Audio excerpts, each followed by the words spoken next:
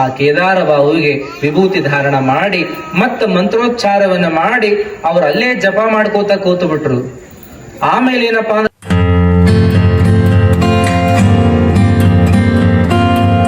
Hi friends, ನಮಸ್ಕಾರ ಎಲ್ಲರಿಗೂ.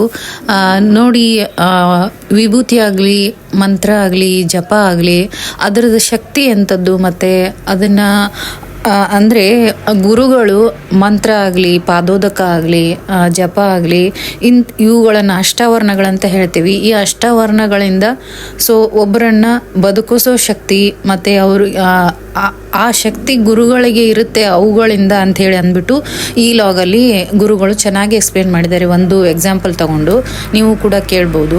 ಸತ್ತವರನ್ನ ಬದುಕಿಸಿದ್ರು ಅನ್ನುವ ಕಥೆನೂ ಬರ್ತಾವ ಒಂದ್ ಕಡೆ. ಮತ್ತೊಂದು ಕಡೆ ಏನ್ ಬರ್ತದಂದ್ರೆ ಬುದ್ಧನ ಜೀವನದಾಗ ಆಕಿ ಕಿಸಾ ಗೌತಮಿ ಅಂತ ಬರ್ತಾಳ ನೋಡ್ರಿ, ನಿಮಗ್ ಗೊತ್ತಿರ್ಬೇಕು ಕೆಲವರಿಗೆ.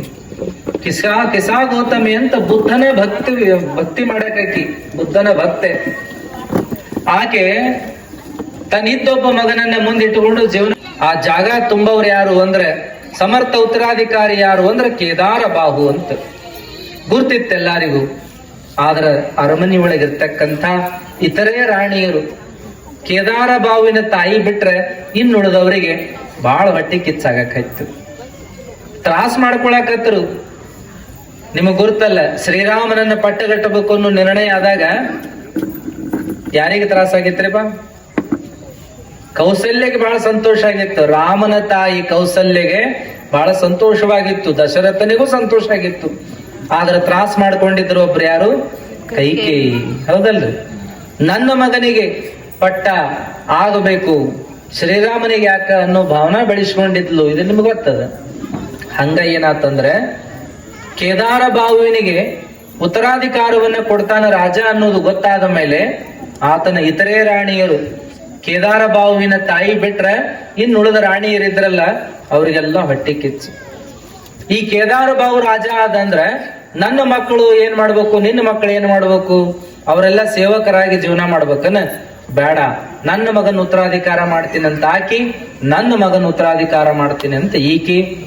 ಎಲ್ಲರೂ ಕೂಡಿ ಮಾತಾಡ್ಕೊಂಡ್ರು.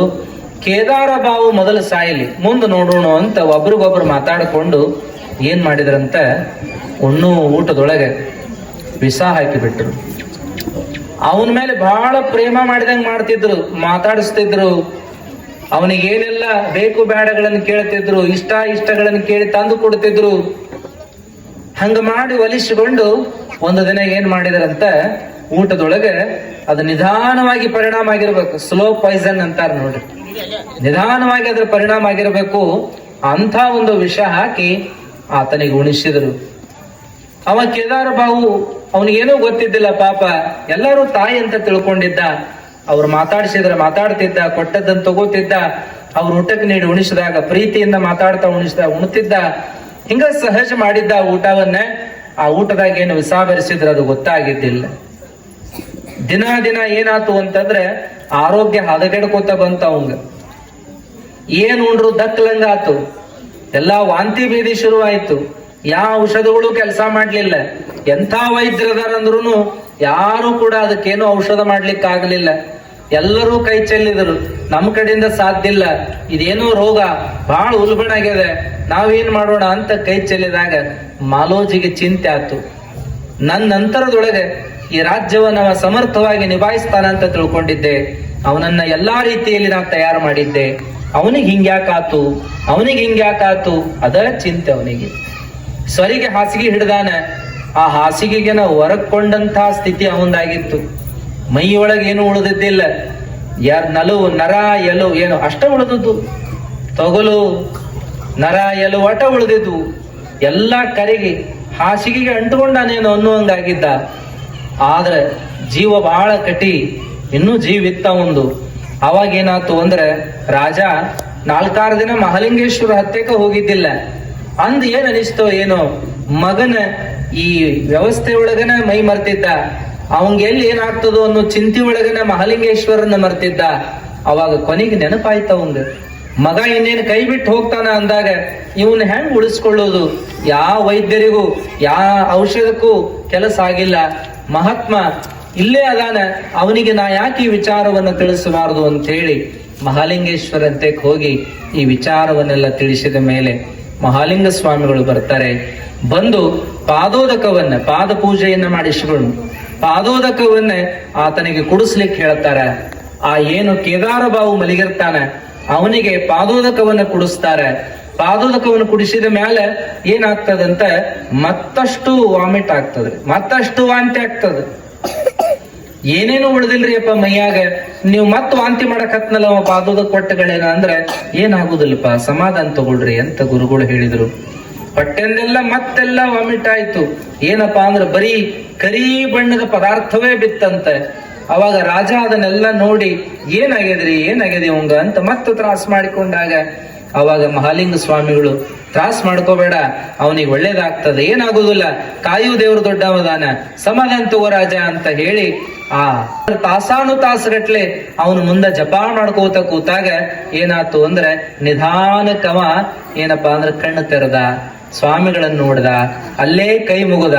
ಯಪ್ಪ ನನಗ ನೀವು ಏನು ಮಾಡಿದ್ರೋ ಗೊತ್ತಿಲ್ಲ, ಆದ್ರೆ ನನಗೊಂಚೂರು ಶಕ್ತಿ ಬಂದಂಗ ಆಕತ್ತದ, ಮಾತಾಡಕ್ಕೂ ಶಕ್ತಿ ಇದ್ದಿಲ್ಲ, ಕಣ್ ಬಿಟ್ಟು ನೋಡಕ್ಕೂ ಶಕ್ತಿ ಇದ್ದಿಲ್ಲ, ಇಷ್ಟಾದ್ರೂ ನಾನು ನಿಮ್ಮನ್ನ ನೋಡಿ ಕೈ ಮುಗಿದು ಎರಡು ಮಾತಾಡುವಷ್ಟು ಶಕ್ತಿ ನನಗ್ ಕೊಟ್ರಿಲ್ಲ, ಅಷ್ಟೇ ಸಾಕು ಅಂತ ಕೈ ಮುಗಿಯುವಾಗ ಮಹಾಲಿಂಗ ಸ್ವಾಮಿಗಳಂದ್ರು, ನಿನಗೇನೂ ಆಗಿಲ್ಲಪ್ಪ, ಧೈರ್ಯಗೆಡಬೇಡ, ದೇವರದಾನ, ಧೈರ್ಯದಿಂದ ನೀನು ಜೀವನ ಮಾಡು, ನಿನ್ನಿಂದ ಆಗಬೇಕಾದ ಕಾರ್ಯ ಬಹಳದವ, ಅದೆಲ್ಲ ಮುಗಿಸಿದ ಮೇಲೆ ನಿನಗೆ ಸಾವು ಬರ್ತದೆ, ಅಲ್ಲಿವರೆಗೂ ಏನಾಗುದಿಲ್ಲ ಅಂತ ಆಶೀರ್ವಾದ ಮಾಡಿ ತಲೆ ಮ್ಯಾಗ ಕೈ ಇಟ್ಟು ಹೋಗ್ತಾರ ಅನ್ನುವಂತಹದ್ದು. ಕೇದಾರ ಬಾವು ದಿನ ಕಳೆದಂಗ ಮತ್ತೆ ಪುಷ್ಟಿವಂತನಾದ, ಮತ್ತೆ ಮೊದಲಿನಂಗ ಸಮರ್ಥನಾಗಿ ಆ ರಾಜ್ಯವನ್ನು ನಿಭಾಯಿಸುವಂತ ಶಕ್ತಿಯನ್ನು ಪಡ್ಕೊಂಡ ಅನ್ನುವಂತಹದ್ದು. ಮತ್ತ ಮೂರನೇ ಪ್ರಸಂಗ ಹಿಂಗ ಆಗ್ತದ್ರಿ, ಅವ್ರ ಮನೆಗೇನೆ ಎಲ್ಲ ಕಾಟಗಳಾದ್ವೇನೋ ಅಂತ ಅನಿಸ್ತದ್ರಿ. ಸಾಲ ಹಿಂಗ ಬರ್ತಾವ ಘಟನೆಗಳು. ಗೋವಿಂದ ರಾಜ ಅಂತ ದೊಡ್ಡ ಮಗ ಅಲ್ಲ, ಅವನ ಮಗ ನಾರಾಯಣನಿಗೂ ಹಂಗ ಆಗ್ತದ. ಸಣ್ಣ ಮಗುರಿ, ಅದು ಆಡಿ ಬೆಳೆಯುವ ಮಗು. ಆ ಮಗುವಿಗೂ ಏನಾಗ್ತದಪ್ಪ ಅಂತಂದ್ರೆ ಬಾಲಗ್ರಹ ಪೀಡೆ. ಸೊ ಇದಾಗಿತ್ತು ಫ್ರೆಂಡ್ಸ್ ಇವತ್ತಿನ ಲಾಗು. ನಿಮಗೂ ಕೂಡ ಈ ವಿಡಿಯೋ ಹೆಂಗೆ ಅನಿಸ್ತು ಅಂತ ಹೇಳಿ, ಅಂದರೆ ವಿಭೂತಿ ಆಗಲಿ ಮಂತ್ರ ಆಗಲಿ ಇವುಗಳ ಶಕ್ತಿ ಅಂಥದ್ದು ಅಂತ ತಿಳ್ಕೊಂಡ್ರಲ್ಲ ಈ ಉದಾಹರಣೆ ಮೂಲಕ. ಇದನ್ನು ಮಹಾಲಿಂಗೇಶ್ವರ ಸ್ವಾಮಿಗಳು ಆವಾಗಿನ ಅವ್ರ ಕಾಲದಲ್ಲಿ ನಡೆದಂಥ ಘಟನೆಗಳು ಇದಾವೆ ಅಂತ ಹೇಳಿ ಗುರುಗಳು ಚೆನ್ನಾಗಿ ತಿಳಿಸ್ಕೊಟ್ಟಿದ್ದಾರೆ. ಸೊ ಈ ವಿಡಿಯೋ ನಿಮಗೂ ಇಷ್ಟ ಆದರೆ ಲೈಕ್ ಮಾಡಿ, ಕಮೆಂಟ್ ಮಾಡಿ, ಹಾಗೆ ನನ್ನ ಚಾನಲ್ಗೆ ಹೊಸಬರಿದ್ದರೆ ಸಬ್ಸ್ಕ್ರೈಬ್ ಮಾಡಲು ಮರಿಬೇಡಿ ಅಂತ ಹೇಳ್ತಾ ಇವತ್ತಿನ ಲಾಗನ್ನು ಮುಗಿಸ್ತಾ ಇದ್ದೀನಿ. Thank you for watching. Bye bye. Next ವಿಡಿಯೋದಲ್ಲಿ ಸಿಗೋಣ.